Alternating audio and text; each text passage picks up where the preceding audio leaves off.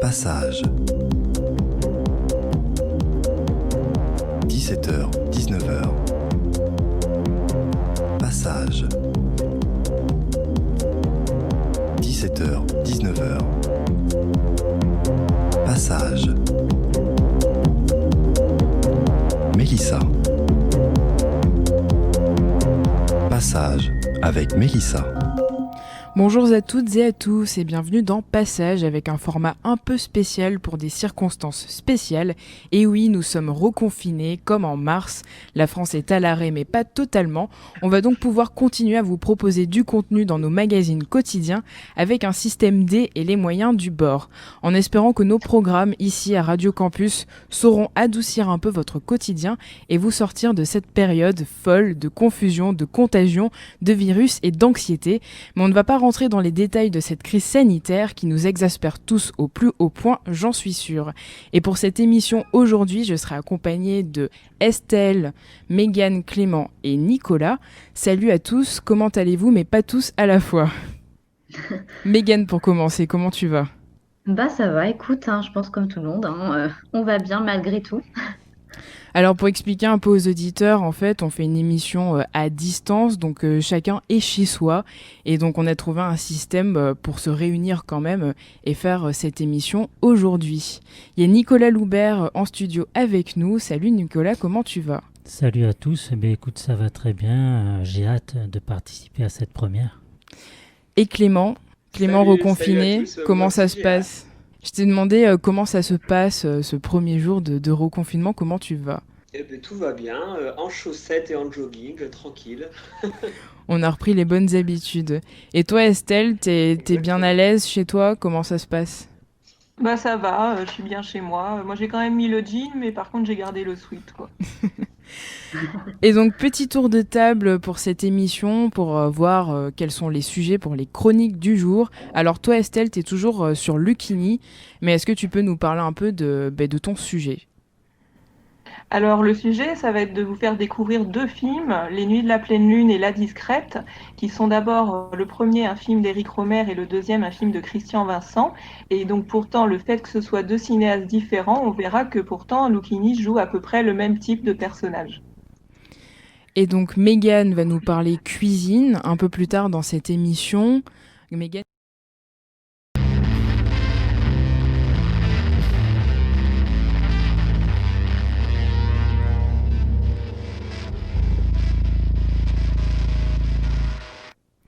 The Waiting de Anne Brun, extrait de la nouvelle playlist de Radio Campus pour le mois de novembre.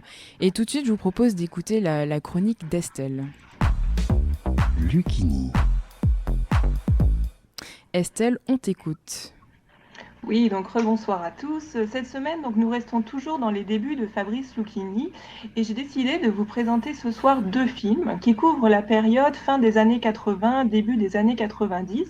Il s'agit des Nuits de la pleine lune, réalisé par Éric Rohmer en 1984 et dans lequel Lucchini joue le rôle d'Octave, et La Discrète, réalisé par Christian Vincent en 1990, film qui a en outre rendu célèbre l'acteur.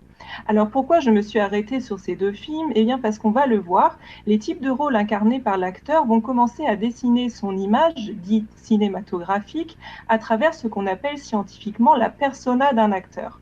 Alors qu'est-ce que la persona d'un acteur ? C'est tout simplement le type de rôle incarné par un acteur qu'on retrouve d'un film à l'autre et qui va construire l'image de cet acteur tout au long de son parcours. On retrouve cette notion en particulier chez les acteurs stars, ainsi Depardieu a une persona telle que l'avait Gabin à l'époque, Delon a une persona comme Michel Simon en avait une, Catherine Deneuve a une persona, etc. Cette persona n'est en outre pas seulement définie par les rôles, mais par tout ce que va transmettre l'acteur, c'est-à-dire aussi à travers son image publique, par exemple lors de ses apparitions médiatiques, à travers les propos que la star va tenir dans telle ou telle interview, etc. Donc ce qu'on va voir ici, c'est que le type de rôle incarné par Fabrice Lucchini dans Les Nuits de la pleine lune de Rohmer et dans La Discrète de Christian Vincent, outre le fait de se ressembler étrangement, construit d'ores et déjà un début de persona, entre autres celle basée sur un personnage bavard. Les Nuits de la pleine lune met en scène une certaine Louise, jouée par Pascal Augier, qui vit avec son compagnon Rémi, joué par Tchéky Karyo, Louise passe son temps à sortir, elle aime faire des nuits blanches et à séduire tout autour d'elle, ce qui rebute Rémi. Lorsqu'elle déprime, elle se confie à son meilleur ami, Octave, joué par Fabrice Lucchini, qui quant à lui est très amoureux d'elle. Alors là, on est typiquement dans les scénarios créés par Rohmer à l'époque. On a en effet presque toujours le même synopsis avec certaines variations. Un homme rencontre une femme ou inversement qui cherche à séduire, tente de s'engager, mais au même moment, il en rencontre une autre et commence à douter. Il aime toujours la première, malgré la tentation. L'homme et la femme se cherchent, se quittent, tout en continuant de s'aimer. Notons qu'Éric Rohmer a par ailleurs révélé plusieurs talents, Fabrice Lucchini, aussi Pascal Augier, mais aussi Marie Rivière ou encore Ariel Dombal qui jouera d'ailleurs par la suite le plus souvent dans des films d'auteur. Dans ce type de film donc, les dialogues sont le plus souvent basés sur la conversation et le badinage amoureux. Les personnages peuvent en effet passer des heures à discuter, à bavarder, entre autres sur les relations hommes-femmes. L'action est donc le plus souvent constituée sur le langage. Mais écoutons donc déjà le premier extrait des Nuits de la pleine lune. Le dialogue a lieu entre Louise, jouée par Pascal Augier, et Octave, joué par Fabrice Lucchini. Quelqu'un qui a perdu le goût de la séduction est mort. Plus que mort. Moi, j'aime séduire et c'est tout. J'aime la séduction pour la séduction. Peu importe qu'elle aboutisse. Je veux dire physiquement. Moi, les relations physiques m'intéressent pas. J'ai jamais eu de ma vie une relation purement physique. Moi, cela étant dit, je suis pas contre le fait que tu aies de temps en temps des relations physiques abouties, hein. Mais pas avec des hommes physiques. Avec moi, par exemple. Je te plais pas? Et tu me plais, mais tu m'attires pas. C'est ça, justement, qu'il faut. Un homme qui ne t'attire pas bestialement. Comme tous tes mecs. Y compris l'actuel. T'es fou. Alors ce langage, utilisé typiquement dans les films de Rohmer, fait en sorte que dans les années 80, on commence à parler d'acteurs romériens, d'une certaine ambiance romérienne ou de tumulte romérien. Et Fabrice Lucchini, qui sera considéré comme un des acteurs fétiches de Rohmer, incarne à merveille ce type de langage, puisqu'avec sa manière de parler, il affirme d'ores et déjà, et on l'entend, une certaine aisance par la sonorité, voire grâce à une certaine préciosité, autrement dit un style. Or, en 1990, soit 6 ans après, Lucchini va incarner ce même type de rôle dans le film qui fait sa renommée, La Discrète de Christian Vincent. L'histoire est la suivante. Un écrivain en mal d'inspiration, Antoine, joué par Fabrice Lucchini, vient d'être quitté par sa fiancée. Son éditeur invente alors l'idée saugrenue que pour se venger, il lui faut trouver une jeune fille, lui faisant croire qu'il l'embauche en tant que secrétaire pour la séduire, puis pour finalement la quitter. Cette histoire, il la raconterait dans un journal qui pourra ensuite être publié. Fabrice Lucchini partage l'affiche avec Maurice Garrel, l'éditeur, et Judith Henry Catherine. Écoutons donc un extrait. Je sais plus où Yankelevitch écrit que l'homme est un être essentiellement optique, mais ça, les femmes le savent depuis toujours. Même les moins jolies. Surtout les moins jolies, parce qu'elles savent que si elles veulent un peu d'amour, il faut qu'elles soient plus imaginatives que les autres. C'est un peu injuste, mais c'est comme ça. Oh merde.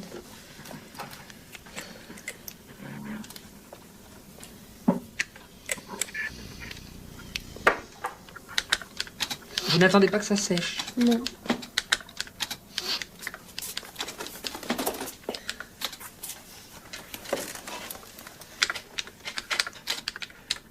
C'est drôle.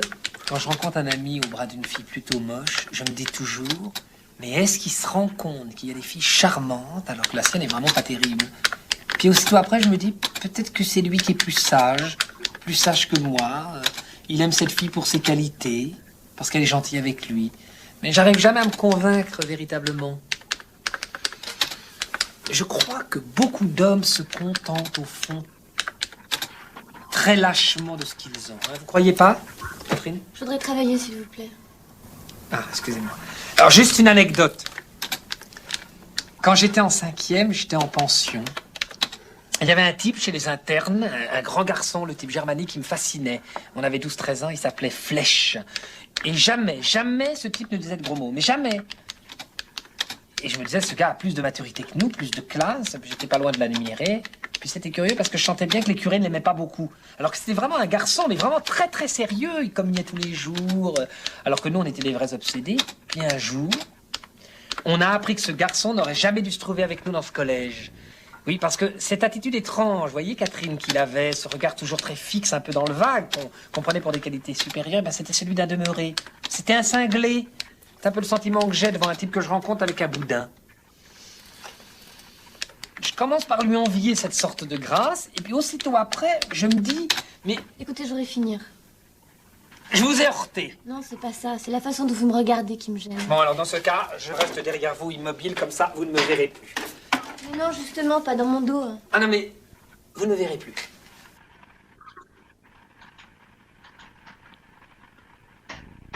Donc on retrouve donc dans cet extrait, à la fois on l'entend cette part de séduction, comme chez Romer, ses propos sur les rapports hommes-femmes, et cette forme des discours qui prend même l'allure, on l'entend bien, d'une véritable dissertation, ou tout au moins d'un long monologue. Monologue instauré aussi par la situation qui se joue, puisqu'ici le personnage d'Octave dérange Catherine alors qu'elle est en train de travailler sur sa machine à écrire. Pour conclure, on voit donc que dans ces deux films, pourtant réalisés par deux cinéastes différents, le type de rôle est donc semblable. On peut donc d'ores et déjà parler de persona de l'acteur. D'ailleurs, Lucchini dira en 2012 que son rôle dans La Discrète n'était, je cite, qu'une conséquence commerciale du style élaboré pour moi par Romer. Elle construit donc ce que nous avons énoncé plus haut, un type de rôle lié au langage, c'est-à-dire un personnage bavard et beau parleur qui commence déjà dans les années 80 et 90 à construire l'image cinématographique de Lucchini, c'est-à-dire en plus de cela et plus largement d'un acteur à texte. Alors comment cette persona va évoluer? Est-ce qu'aujourd'hui l'image de Lucchini est toujours associée à ce type de rôle? On verra que ce ne sera pas forcément le cas dans ses rôles postérieurs. Lucchini. Merci Estelle pour cette chronique et ces extraits qui m'ont interpellée. Avec Nicolas, on se regardait un peu en studio en chien de fusil et, et c'est des propos très crus, on est dans le vrai, quoi. C'est pas détourné. J'ai une question à te poser. Est-ce que tu penses que ce genre de dialogue et de discours pourrait être retranscrit et joué aujourd'hui dans les films actuels, surtout après la période et le mouvement MeToo? Alors c'est pas à moi d'en juger si ce serait encore possible aujourd'hui, mais ce qui est intéressant, c'est que c'est effectivement un langage au contenu assez engagé sur la vision de la femme et tout ça, et en même temps il n'y a pas de vulgarité en fait dans ce qui est dit. Le langage est quand même assez soutenu finalement, c'est ça qui est intéressant aussi. Alors soutenu, oui, mais bon, il a quand même dit qu'il fallait être un cinglé qu'on était un cinglé si on sortait avec un boudin. Moi, ça m'a fait beaucoup rire. Je sais pas ce que vous en pensez. J'avoue. Qu'est-ce que t'en penses, toi, Nicolas? Je pense qu'il y a encore des gens qui pensent ça. Et, sans doute, oui. Donc c'est pas parce qu'on voit ça dans un film que le réalisateur pense la même chose. Donc pour moi, je suis pour qu'on puisse tout faire dans un film. Écrire un personnage et puis le mettre dans son film, ça veut pas dire qu'on acquiesce par rapport aux idées du personnage. Donc pour moi, on peut tout faire. Donc à partir du moment où on peut tout faire, ça me choquerait pas d'avoir un personnage aujourd'hui dans un film qui tiendrait les mêmes propos. Et je crois d'ailleurs... Je suis tout à fait d'accord avec Nico, et ce qui m'intéresserait par contre, parce que j'ai pas vu ces films, c'est de savoir quel est le sort réservé à ce personnage. Est-ce qu'il est tourné en ridicule parce qu'il a des propos de gros con, ou est-ce qu'il est plutôt glorifié pour ses propos? Ça sera intéressant de le savoir, parce que par exemple, j'ai vu récemment Vincent, Paul et les autres, que j'avais jamais vu, de Sauter, je crois. Ouais. Et à un moment donné, dans ce film, Michel Piccoli met une claque à sa femme au cours d'une dispute. Sauf que ce qui est questionnant, c'est qu'à aucun moment il n'est jugé pour cet acte, à aucun moment l'œil du réalisateur condamne ce genre d'acte. Et ce qui est intéressant, c'est de savoir comment la caméra pose son regard sur ce genre d'acte ou de propos, et pour ensuite qu'on sache de façon peut-être un peu plus claire quel est le point de vue du réalisateur sur ce sujet-là. Après, est-ce que c'est au réalisateur justement de juger son propre personnage ? Ou est-ce que c'est pas au spectateur de se faire sa propre idée par rapport à un geste aussi?